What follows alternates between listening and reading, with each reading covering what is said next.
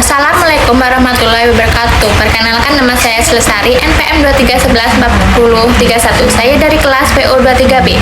Di sini saya akan mempresentasikan materi tentang perkiraan dan antisipasi masyarakat masa depan. Pengertian masyarakat. Masyarakat adalah sekumpulan individu-individu yang hidup bersama, bekerja sama untuk memperoleh kepentingan bersama yang telah memiliki tatanan kehidupan, norma-norma, dan adat istiadat yang ditaati dalam lingkungannya.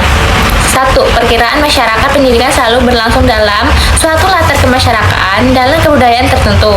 Demikian pula di Indonesia, pendidikan nasional dilaksanakan berdasarkan latar kemasyarakatan dan kebudayaan Indonesia melalui upaya pendidikan kebudayaan diwariskan dan dipelihara oleh setiap generasi bangsa. Serentak dengan itu, upaya pendidikan diarahkan pula untuk mengembangkan kebudayaannya. Kebudayaan itu dapat berwujud ideal, yakni ide, gagasan, nilai-nilai, norma-norma, peraturan, dan sebagainya. Berwujud kelakuan, yakni kelakuan berpola dari manusia dalam masyarakat. Berwujud fisik, yakni benda-benda hasil karya manusia. Karakteristik umum sebagai ciri masyarakat di masa depan. 1. Kecenderungan globalisasi yang makin kuat.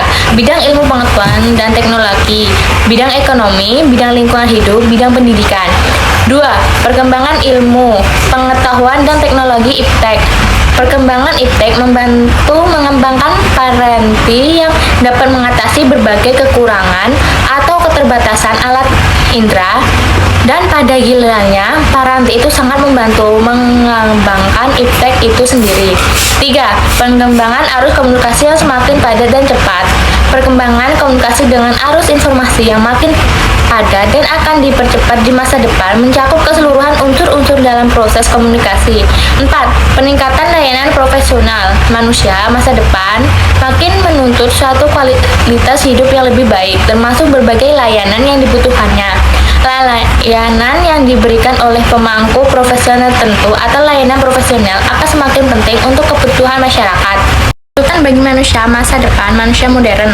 Tuntutan manusia di Indonesia di masa depan diarahkan kepada pembekalan kemampuan, diantaranya seperti ketanggapan terhadap berbagai masalah sosial, politik, kultural, dan lingkungan, kreativitas di dalam menemukan alternatif pemecahannya, efisiensi dan etos kerja yang tinggi. Untuk menunjang pendidikan dasar, hal itu berarti bahwa kemampuan dasar sebagai manusia Pancasila yang memiliki pengetahuan dan keterampilan dasar akan siap untuk memasuki lapangan kerja sebagai manusia pembangunan setelah melalui orientasi atau pelatihan tambahan sesuai dengan kebutuhan.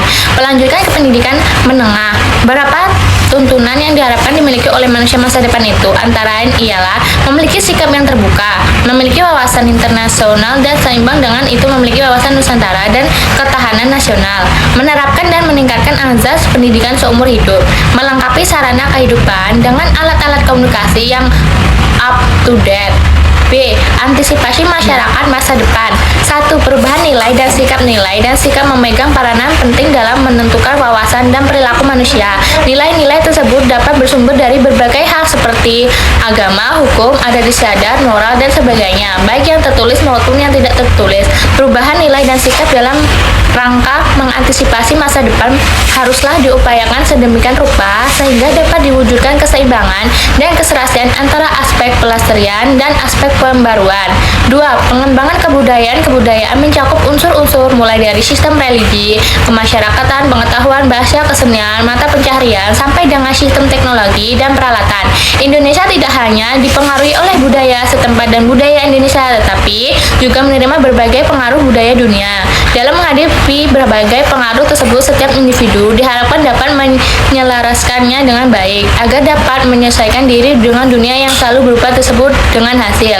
3. Pengembangan sarana pendidikan. Santoso S. Hamijoyo menemukan 5 strategi dasar, yakni pendidikan untuk pengembangan iptek, pendidikan untuk pengembangan keterampilan manajemen, pendidikan pengelolaan kedudukan lingkungan keluargaan perencanaan dan kesehatan, pendidikan untuk pengembangannya terminal termasuk falsafat agama dan teologi, pendidikan untuk mempertinggunakan pendidikan. Dan sekian presentasi dari saya.